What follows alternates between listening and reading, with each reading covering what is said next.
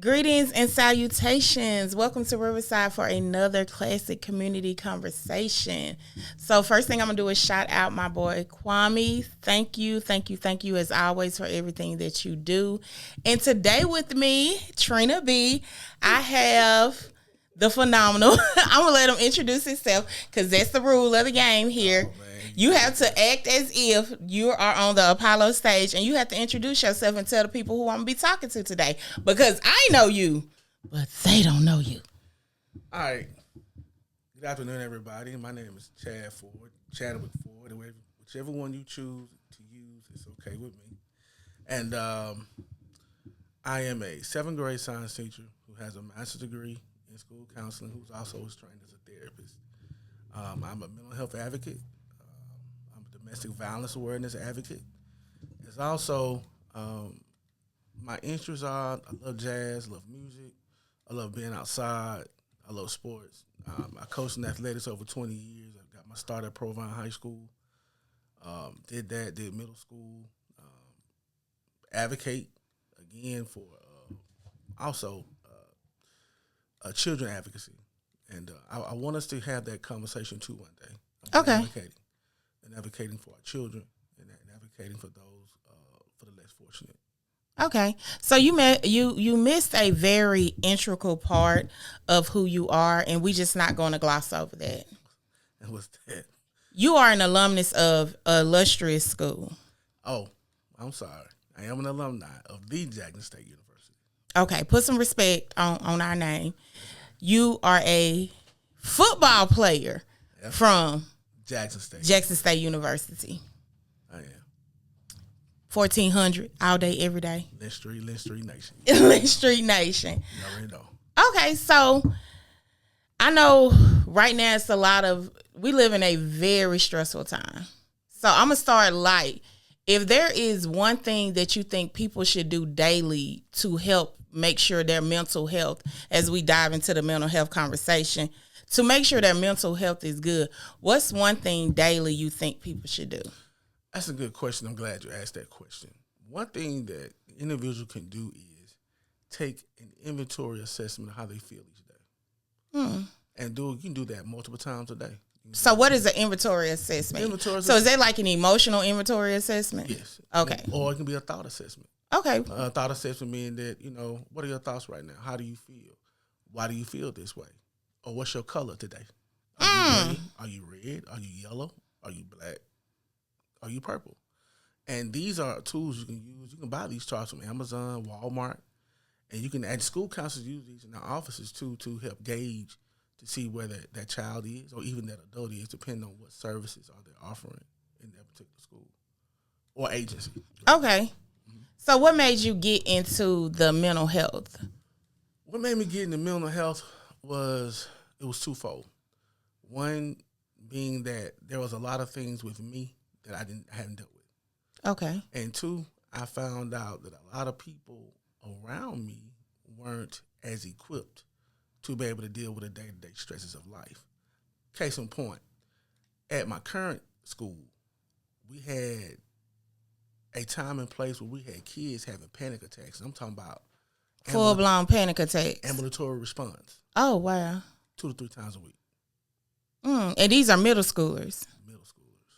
And nobody thinks that middle schoolers have that much trauma to trigger an anxiety attack. Right.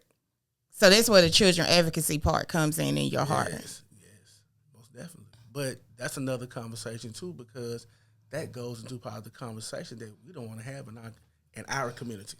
Okay, I'm glad you brought that up. So why is mental health so taboo in the Black community? Because the first thing they say is... She woke up, didn't it?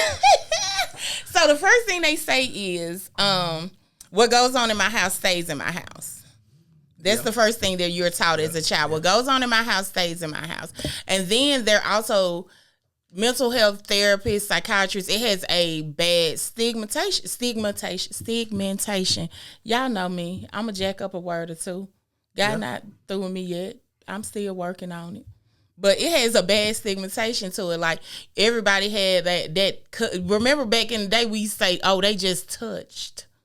They just a little touch. So why is it the Black community has such a bad stigma when it comes to mental health? Like they say, oh, you don't need to go sit on somebody's couch, talk to somebody. Go talk to the pastor. That's another conversation. But I think it comes from, and there's a word you can Google. It's called multi-generational projection.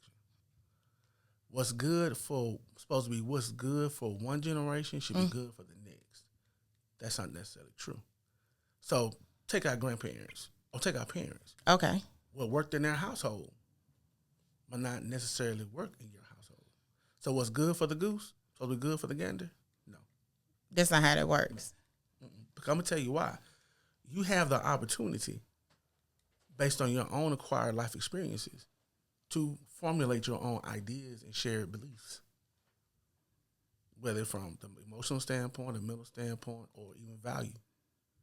You have that right. Okay, so that goes back. I saw someone post one day that said that she doesn't believe in physically disciplining her kids because she said that she thinks it's like almost like a slave and a master.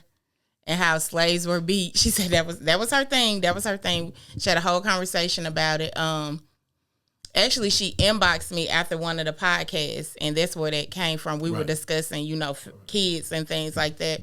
And she said that she got whipped as a child, and it served no purpose with her. So I gave it to her from the standpoint of I didn't per se whip one child and not whip this one. It was each child had a different personality, so I knew what worked for that child may not work for this child.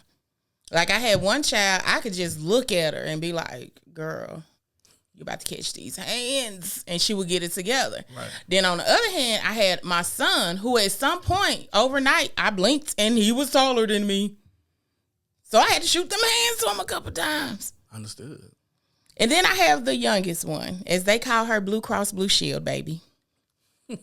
they call her Blue Cross Blue Shield baby, who she may not necessarily got the amount of spankings or whippings or whatever you call it as other ones, but because of the day and time that we live in, I know that technology will hurt her. So it's like, oh, you want to cut up? Give me the phone. You ain't got to worry about me taking the Fire Stick because I can block the Wi-Fi on it. Right. So it was learning each child versus me having a master whip mentality and saying, oh, I'm just going to whoop y'all. Because I tell my kids, I ain't have rules. I had expectations. Right. And you're going to follow my expectations. Right. And I'm blessed. I ain't got my kids ain't out there committing homicides and stuff, They got their trauma, but. I get it.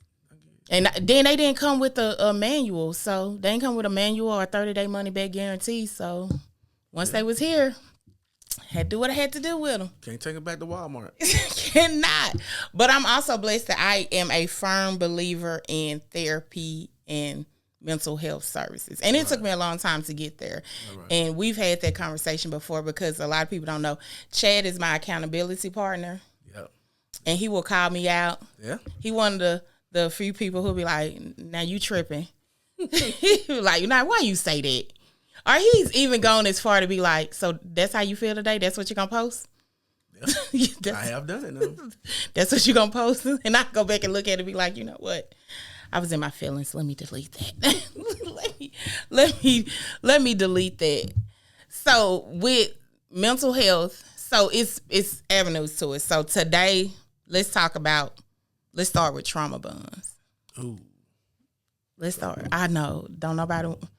I'm going to step on some people's toes when I say that. First of all, define a trauma bond. A trauma bond is basically a bond where two individuals grow together based off the trauma in which they've experienced. It isn't necessarily the same experience, but it's trauma they have experienced. What's an example of that?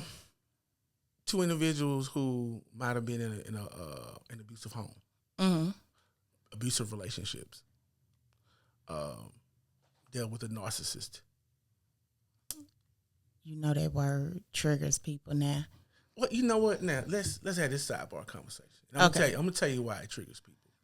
People have taken the conversation of mental health and weaponized it.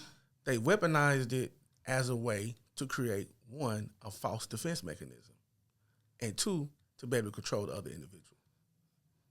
That's why a lot of people say, "Oh, he's a narcissist," or "She's a narcissist," because they don't even know what that means, really. That's why I was like, "Let's define narcissist," because I was called one, and I think I'm far from that. No, some people can't stand the fact that some people have boundaries and standards and stand on them, and won't let that particular individual treat me any kind of way, or you won't let them treat you any kind of way, or manipulate you in a way that allows them to get what they need or want from you. So do you think a lot of people are narcissists and don't know it?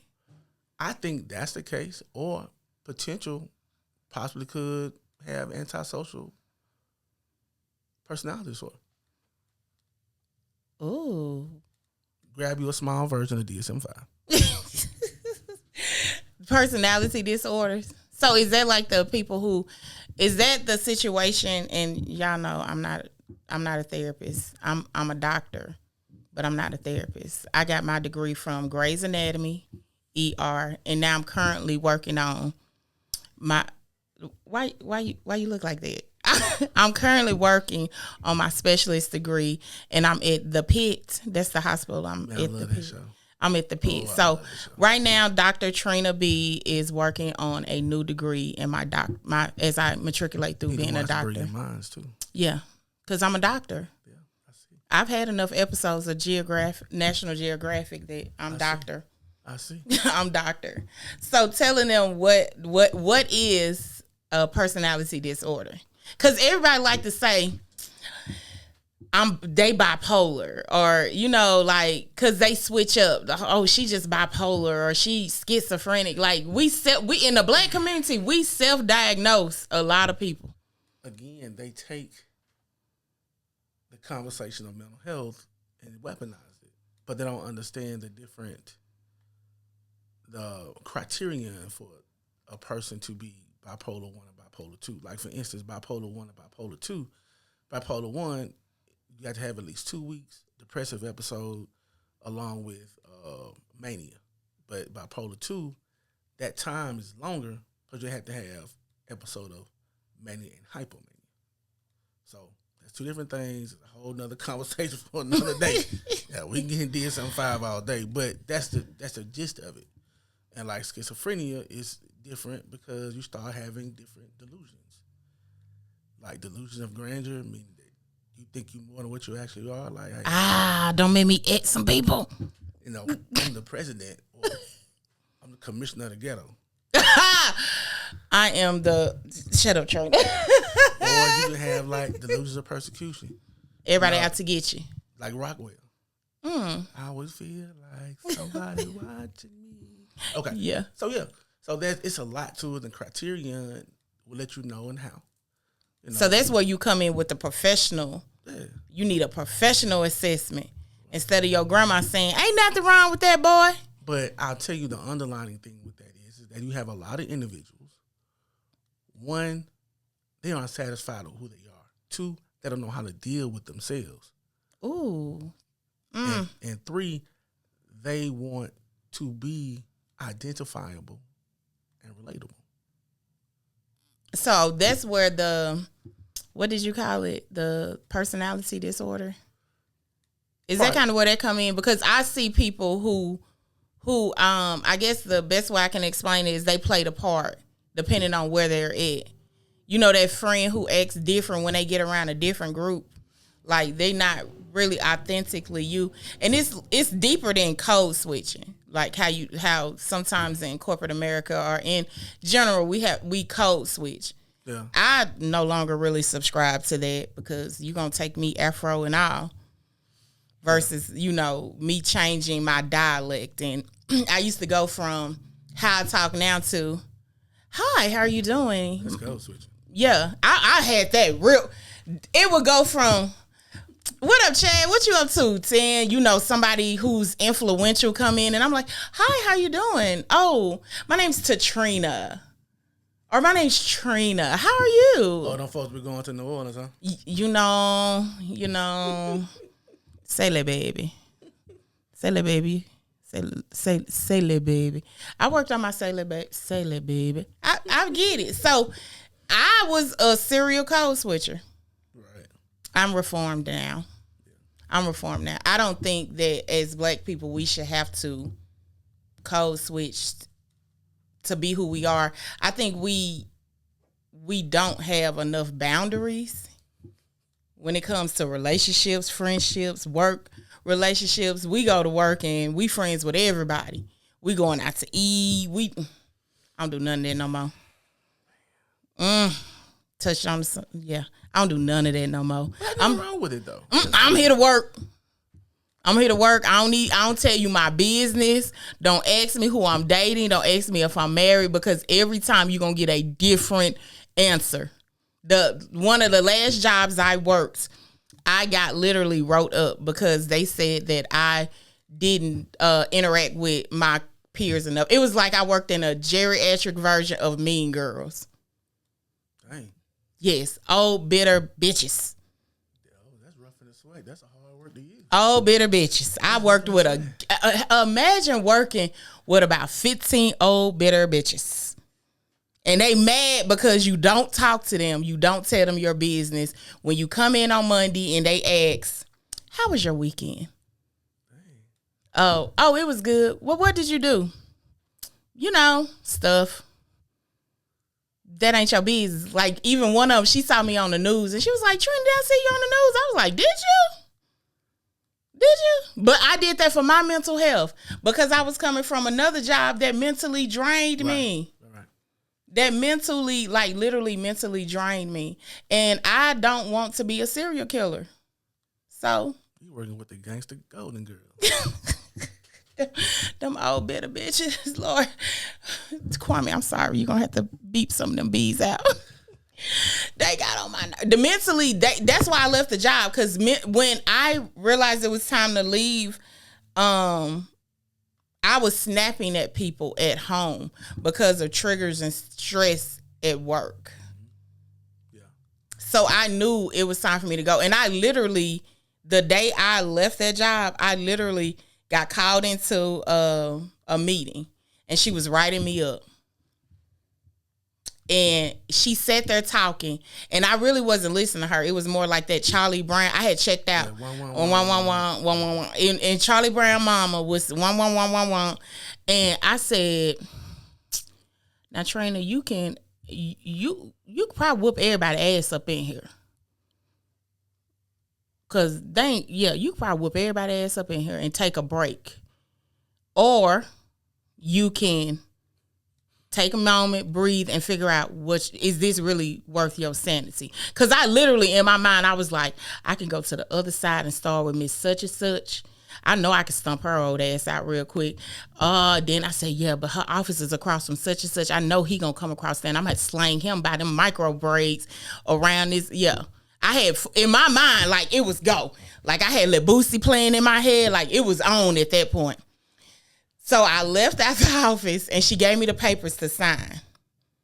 And what does Trina B do?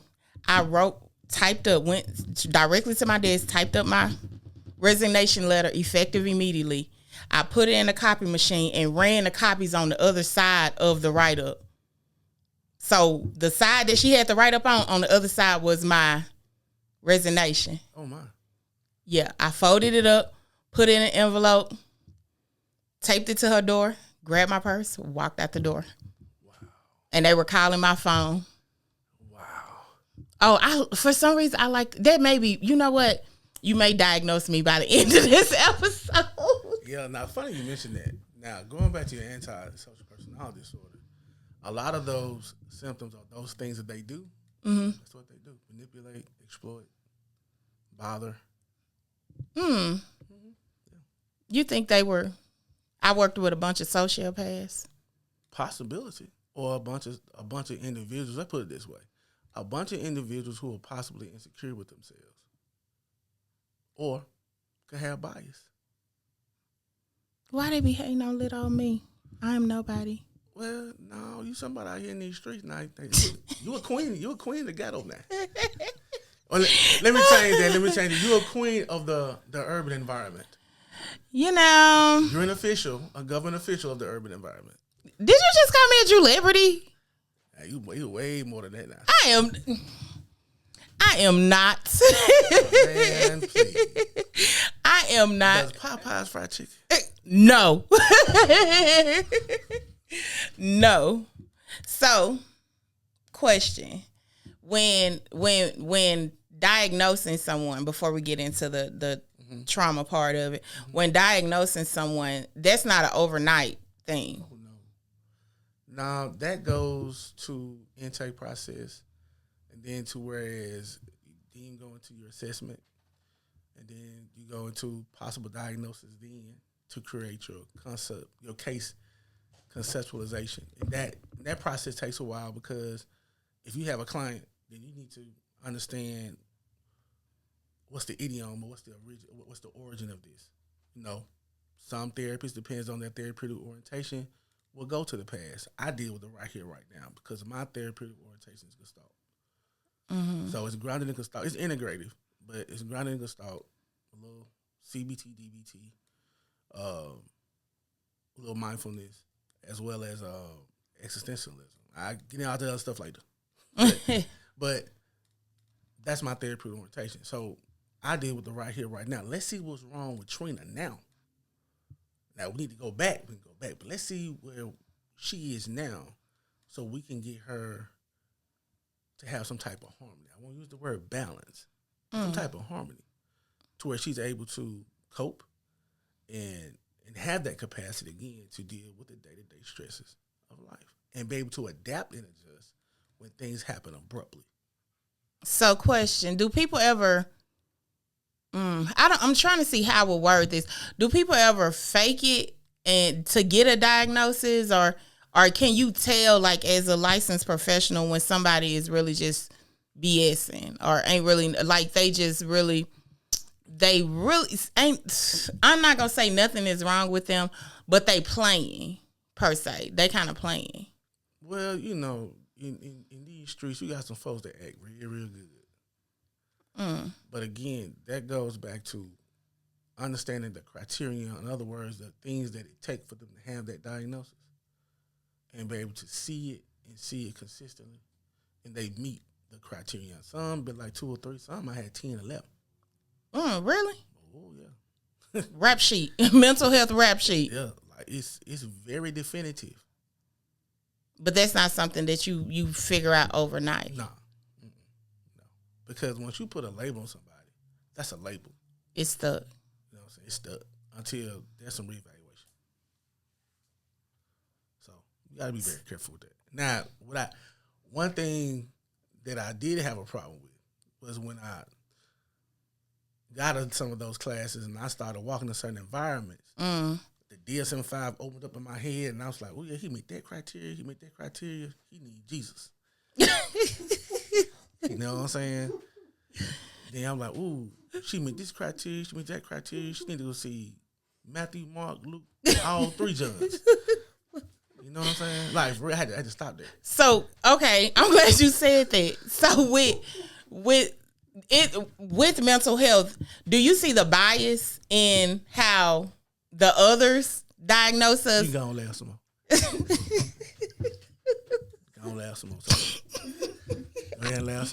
I was trying, y'all. I was trying to hold. I was trying to hold it together.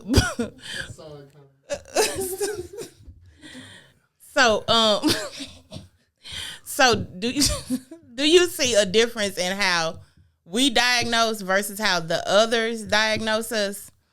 And that's coming from an experience that I had. Like, I had a non-melanin therapist one time. You know how we talk and say certain things? She took it literally, and I was like, oh shit, I'm about to, man, they finna white coat me. I haven't experienced that, but could there be some type of discrimination bias? Maybe. Sure. Yeah, sure. Especially when those who don't, we are trained to be culturally competent, encapsulating, and do the extra work, especially when you work with diverse cultures. So, I mean, you got to go learn about them. You got to learn about their beliefs. learn about their culture, their ideas within their culture, to be able to work with them. And that's not happening. I don't think, for me, and this is the opinion of Trina B, I don't think that's happening enough. I don't think that a lot of therapists know how to draw inference from certain cultures that they have not been a part of, or you draw inferences based off of what you see on TV. Well, that's very plausible. I mean, I won't deny that.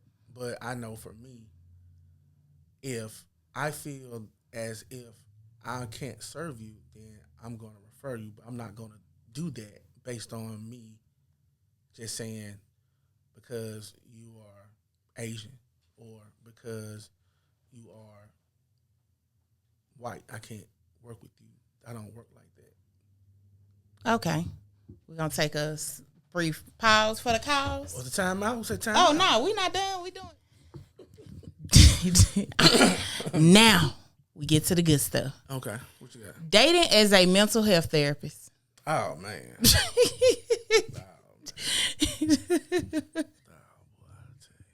What is that like? It's hard. But sometimes you can't do that like that. Because one young lady that I dealt with, I knew that was wrong. You thought you could fix her? No, but at one time, I used to think I could. I used to be a fixer.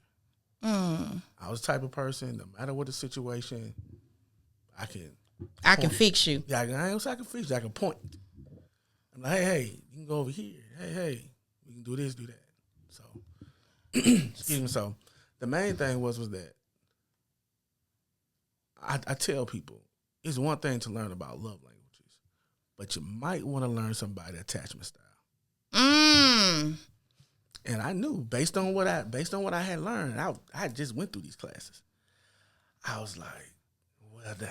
So what's attachment styles? What's some examples of attachment styles? All right, there are several, and depends on who you talk to, what sources you use, and there are scholarly articles that people can Google. But basically, you have what they call a fearful avoidant. What's that? A fearful avoidant is someone. I'm acting like I don't know this. That's fine. Because you and I have had these conversations. So a fearful avoidant is someone who, when things become overwhelming, they'll withdraw. That used to be me, y'all. So for instance, like what they'll do is the natural interaction of two people in a relationship. What they'll do is it's like checking out boxes. Oh, I'm so sorry. They'll check out boxes. Mm-hmm. Okay, I feel this. I did this. I feel this. Oh, this real. And they're going to bail out. That was definitely me. So now, and one thing that a lot of people, I would suggest they try to do, and it's hard sometimes, especially when you have strong feelings about someone or you see the potential instead of the actual. Yeah. Pay attention to the patterns of behavior within the cycles of interaction. So I'm gonna ask you this: do we date potential, or do we date the potential that I see in you all the time? No, should we then? No. We need to deal with the actual of the person, and it's okay to care about someone, and it's okay to love someone, but understand what you are dealing with. And a lot of times we don't because we don't want to say we dating the potential. We keep saying the potential. Right. Like we see the potential. We have kids by potential. Yeah. And that's the reason why we say, hey, that baby need to see Jesus right now. Cause we have babies with potential. And I say this because I see it. Like you see what you think. I call them the Build-A-Bear projects. Yeah. That's what I called it, the Build-A-Bear projects. Yeah. I ask my friends that all the time because I'm in a different mental space in my life that I ask when they get to calling me crying. I be the wrong friend to call. I be like, so you gonna continue to build this bear, or you gonna walk out the store? Because you keep seeing something in him that clearly he don't see in himself, or you keep seeing something in her that clearly she don't see in herself. So why are we taking on Build-A-Bear projects? Why are we taking on people who are not mentally sound and complete? You are dating the potential of who you think they could be, not who they are in reality. This Negro got 5 kids that he don't take care of, but I'm going to give him a baby because he going to take care of mine. Number 6 is it. He going to take care of number 6. It's funny you mentioned that. Oop, what I do? So here's the thing. When you have individuals who deal with that and then have partner after partner after partner, that's because, like we talked about earlier, they don't want to deal with themselves. You know, they don't want to deal with the idea of loneliness. So a lot of relationships spawn from loneliness? Not necessarily loneliness, but it spawns from one individual who always has the need to be with someone. Yeah, it's a lot of people in relationships. Well, there are a lot of people who are in one night stands disguised as relationships. But that's delusional. Yes, this should have been a hit and quit situation. But now you have built a life with somebody who you don't know, because the new relationship cycle is, we're gonna say you and I met you Friday at last call, gave you my number. You call me Saturday. Said Sunday, we're going to meet at the smoke shop. Watch that, man. We go to the smoke shop Sunday. You smoke a stoogie. Yeah, good cigar, good sauce. You smoke you a good cigar. I drink me a good glass of bourbon. That was our date. Then Monday, I tell you I'm cooking. You say, you going to fix me a plate? I invite you over. We do the grown folks mumbo jumbo, and you never leave. Right. I don't even know your middle name. But now, on Thursday, we're going to change our Facebook status because we Facebook official. Fear and insecurity. That's what that is? Fear and insecurity. A lot of these people, like we talked about earlier, they are looking for some external validation. Because they don't have self-validation. They have no sense of self. Can you have too much sense of self? I wouldn't think so, unless it becomes a negative thing, to whereas it creates a false sense of confidence. You know, meaning that, you know, you can be overly confident sometimes in such situations. But I mean is an individual who has a certain level of balance or a certain level of harmony, understanding who they are, and more importantly, who they are not.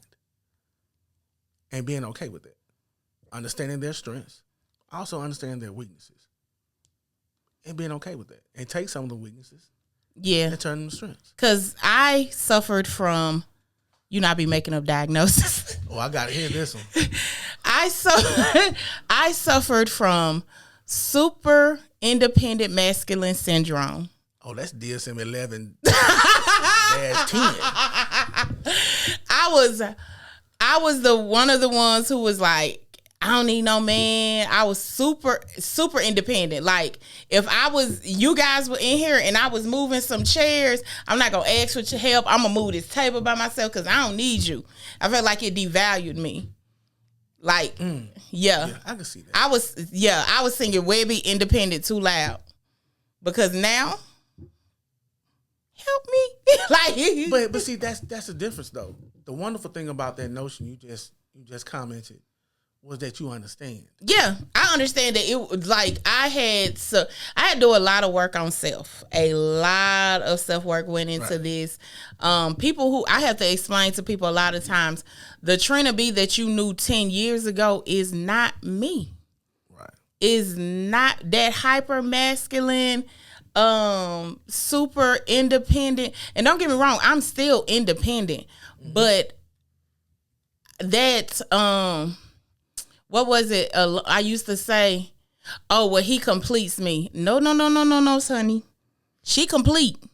She completes. You can compliment me. We can compliment each other, but I am whole, because if you leave, I'm still whole. I'm still whole. And that took a lot of therapy, a lot of accountability, and a lot of people calling me out on my BS. And a lot of that comes from your attachment style. Okay, so you gave one attachment style. What's another attachment style? You have the fearful avoidant, which I talked about earlier, and then you have dismissive avoidant. But then you also have an anxious avoidant. What's that? Anxious avoidant is someone that get real nervous about the relationship, especially when the partner does not respond in the way they think they should, and they starting to push a lot. So they feel like they do more and more and more and more and more and more and more, give, thinking that the relationship will go in the way it should go. If I give. Matter of fact, if I lower myself. I think I have done that before. Dim my light because a lot of us have. Because I tell people dating me is a lot. It's a lot. It's a lot. I've had people. One guy who he was like, man, yeah, I really like you, da da da da. But at that point in time, I was playing football. So shout out to my former teammates, Black Diamond, Pearl 2.0, all my teams. We clicked. We had good chemistry from what we had. Right, but he said he could not see telling his friends, oh, I'm going to see my girl play football. He felt like, I guess, it demasculated him some. I can see that. So he was like, so that didn't work. Then I went through that phase, and then I went through because of what I do and the things I do, I have a lot of friends who are males. And I'm not the female who says, well, I don't have female friends because female messies, this, and the third. No, I have great female friends. Shout out to Nivea.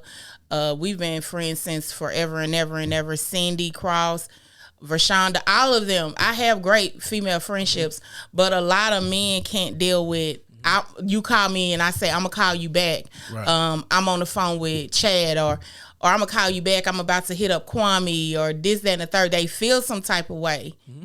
So I stay gone. Cause yeah, you stay gone now. I stay gone. Stay gone. And I'm working. I'm getting the bag.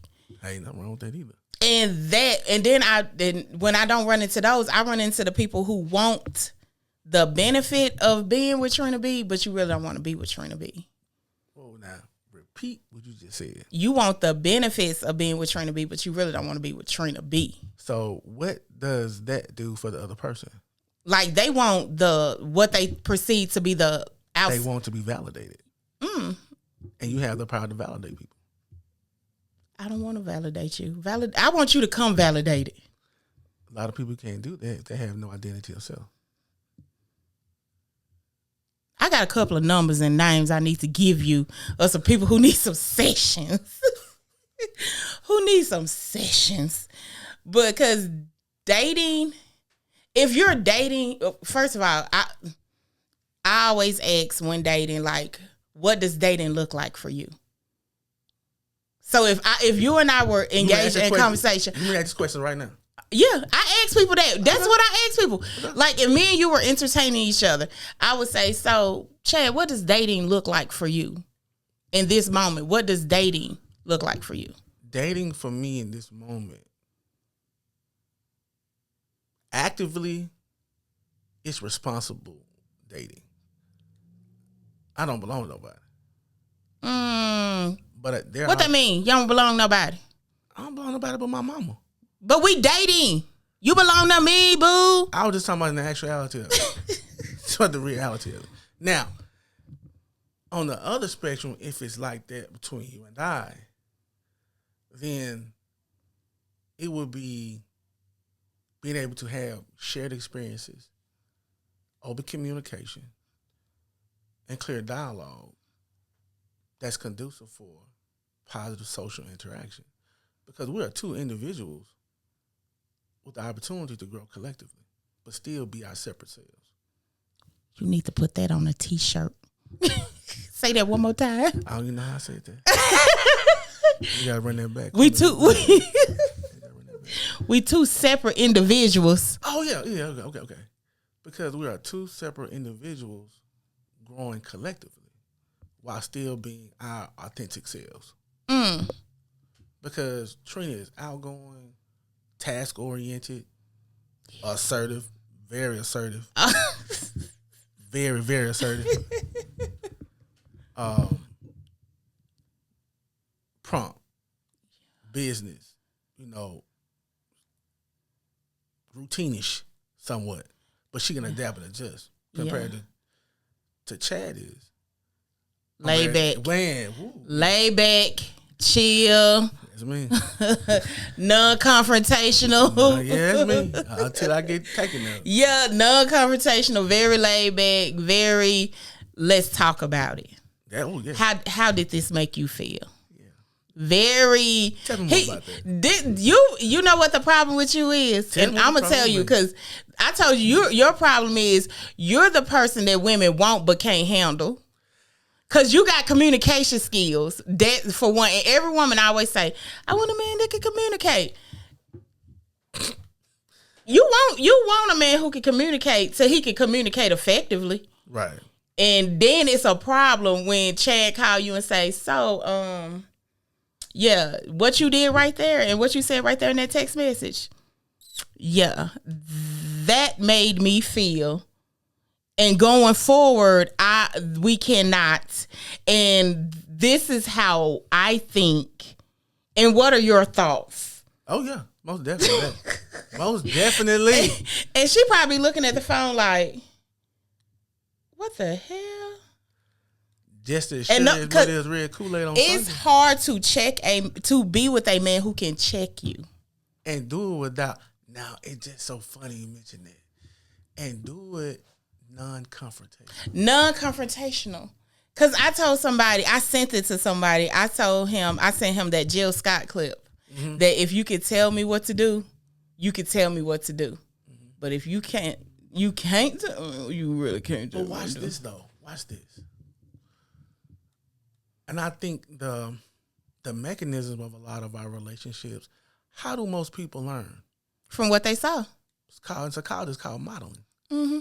So if there is no chaos, if there is no confrontation, they can't function because that's what they grew up in. Makes sense. Right. That makes sense because it goes back to people say what you look for is based off of what you see. And my therapist told me that, and because I was discussing with her about the long relationship that I was in. And she said, have you ever thought about extending him grace? The grace that we grew up totally different. Right. And she said, have you ever thought about extending him the grace that maybe the type of love that he saw between his parents wasn't the same type of love you saw between your parents? Right. And I never thought about it from that standpoint. And also to expound on that too, and it goes back to the attachment style also because you have a lot of people who are emotionally ignored and dismissed as children that don't know. Evelyn, nobody see you cry. I'm going to give you something to cry about. Yeah. What you sad for? It's going to hurt me more than it hurt you. Yeah. You know what I mean? So a lot of that also plays a part in those things. But again, because we see the potential of them, we'd rather deal with potential instead of deal with the actuality. I denounce dating potential. I was a member of the sorority. I am no longer. I denounced my membership. In the Miss Independent Club. I once was the president. I denounce. I love a man that can organically provide, protect, and profess without it feeling coerced. Right. And it should go both ways, though. Yes, because I want to pour into my friends. Let me ask you this question. Oh, Lord. And then it goes back to the mental health aspect. Mm-hmm. What do you feel about who leads in a relationship? From which standpoint? Because a lot of people go from the Bible standpoint that the man should lead. What is Trina B's expectation of leadership in a relationship? Do you feel like the man should plan everything? No. Case in point. Okay. No. No, I want the type of relationship. Well, he can take me on a date, but I want to be able to take you on a date. I want to show you love and appreciation. I want to be able to say, well, baby, you know what? They bring out the check. I got this. Now, you know my mouth, so I'm probably going to say something smart like you going to drop them drawers or something like that tonight. But Oh, my. but I do want to be able to reciprocate and let a man know that he's loved, because as I've grown and I've done a lot of growth within this last year or two. Right. You said that, and thank you for that. I mean, most definitely. I'm very proud. I definitely want to be in a relationship where when he falls short, be it physically, mentally, financially, spiritually, that I can lift him up. Right. And I can say, well, baby, I don't particularly, let's say for instance, prime example, I don't particularly know who the Star Wars people are, the Transformers, or you know. I love all of them. Yes, but I still want to be able to say, well, baby, it's a new Transformer movie coming out Friday. I'm gonna get us tickets, and I want to take us out, and before the movie or after the movie, we can go out to eat, or we can go bowling, Right. we can go walk on the reservoir and do whatever. But that ain't my cup of tea. But because you like it, I will go with you. Right. Not saying that I'm gonna fake the funk like that's something I indulge in, Right. but because that's something that you enjoy and I enjoy you, I will go and let's try and enjoy it together. Right, because that's giving yourself the opportunity to acquire new life experiences with a partner. Yeah. At the same time, who knows, that could end up being one of your new hobbies or even coping mechanisms. Yes. Because my thing is scary movies. Mine too. I love scary movies. I love me a good scary movie. I got a new one now too. Yeah. Where Evil Lurks. I'm going. We going. Let's go. Yeah, come on, let's go. Let's go. We'll do that. But dating's just, people say dating is ghetto. I ain't gonna say it's ghetto. It's a little weird. It's a little weird. Females weird and dudes weird. It's weird on both sides. It is. I have lately run into a lot of great granddaddies. What, they 40? Now these niggas is retired. Oh, you talking about real great granddaddy? Real great granddaddies. Talking about 13 check great granddaddy. These is some granddaddies. and midgets. Midgets have a thing for me. I'm not gonna call them midgets because that's wrong. The shorter. My dwarfism? We're not gonna call them dwarfs. We're gonna call them height challenged. A lot of them, they seem. That's microaggression. Folks gonna get you about that. They seem to like me. Bodybuilders. Oh my. They seem to like me. The geriatric community really embraces me. Well, the only thing I do is go out to eat with them to eat some chicken. Really embraces me. A couple of biscuits. We'll be all right. Nothing right now. The energy that I'm projecting out right now, I must be projecting it wrong because I keep getting everybody but what hits the most. And I ain't got a checklist. Like he got to be 6'6". He got to be light skin or dark skin or wavy hair. I ain't got one of them checklists. But I'm realistic to the fact that I don't want to roll over to Uncle Benny, Gerald, or Cleophas. I don't. I don't want to roll over and be like, "You want some peas, Cleophas?" I ain't there yet. I'm too young to be old. I'm too old to be young. I'm stuck in a terror dome of hell. I mean, it's okay to like what you like now. I mean, I get it. I don't like it. It's okay. I don't like it. It feels like a trauma bond I didn't ask for. But that's why when I talk to somebody, I ask them, what does dating look like for you? Because what dating looks like for me is different. Dating looks like for me, it does not necessarily mean exclusivity. Yeah, true that. Because I don't know you well enough to be exclusive with you. Yeah, and see, on top of that, with the trauma bonding thing, a lot of people, what it is, oftentimes is that bond actually is between the abuser and their victim. I've been I can't I can't really I can speak to the abuse part some, but it was kind of like, oh nah, you ain't gonna hit me again. Oh yeah. So that I see that trauma bond with a lot of people. I can't really speak to it because my ex, I ain't even gonna call him my ex because my Carfax report has reset. This person, Oh my, you got a brand new motor. You got a brand new transmission. You got AC Delco. AutoZone does that. Well, just cut me down and call me shorty. the person that I knew in the past, he hit me, but he ain't never hit me again. 10-4. But then also I've grown because y'all don't believe this. In a past life, I bleached some clothes. I took somebody all they left shoes. I cut the ass out of all they drawers. I even threw hot water on someone once. I can believe that. I'm so glad I'm changed. So I was the abuser. Unnecessarily. But I was making excuses. I would say, "Well, you did this, so that," and I sounded like somebody off TV. You right. So, as this is part one of another conversation because we're gonna have to have you back. Man, I'm glad to be here. No problem. I look forward to it. So, closing out, I want to ask: how does one help someone who needs mental health services?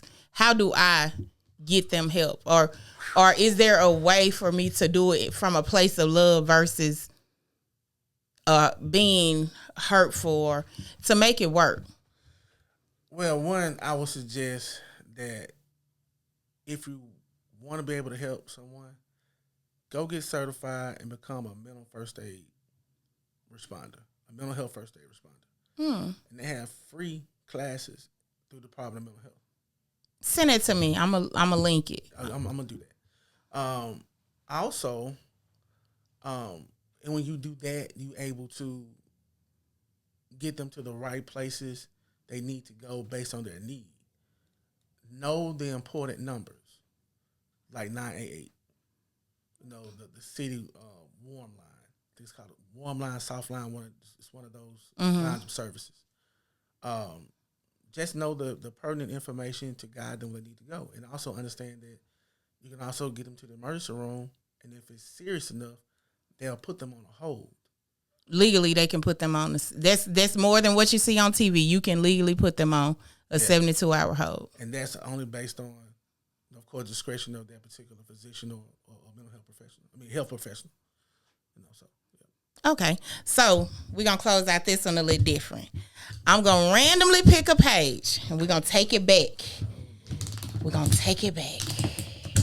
Ooh, Kwame, we're gonna pick a page. I'm gonna pick. Who is this? Oh, that's golly, that's Cypress Hill. Cypress Hill. That's Cypress Hill. Name me a Cypress Hill song. Golly. Right now, I can't do it. I really can't do it. Okay, let's try again. Yeah. Take two. I can't do it right now. Who is that? That's That's Curtis Blow. What's a Curtis Blow song? What's the Curtis Blow song? We playing basketball. And I was still wrong. Pick somebody else right there. Give me a strike. Pick somebody else real fast. Okay, I'm gonna ask you the age-old question then as we close out. Okay. Jay-Z or Lil Wayne? Oh, Lil Wayne. Lil Wayne. Most definitely Lil Wayne. It's just like when Jay-Z did Big Pimpin'. Who took over the song? It was Pimp C, not him. And it was Jay-Z's song. The South all day, baby. Popeyes or Churches? Popeyes. Red Rose or Kaniki? You mean Kaneka? I can say. Did you say Kaniki? That sounds like a Japanese egg roll. You know what I'm talking about. Oh, Kaneka. And last, Pepsi or Coke? Give me a Coke. I don't even really like either. Well, my mental health friend, I thank you so much for coming. I definitely want to have you back because we need to dive into the child advocacy part because that's definitely a big one. And I thank you so much for coming. Is there anything you want to tell the people before you go? Just pay attention to yourself, pay attention to your surroundings, and understand what your triggers are. Yes, because you're my trigger. Understand what your triggers are and put some positive coping mechanisms into place. So positive coping mechanisms, people. Yeah. That ain't drinking at Last Call and M-Bar every weekend.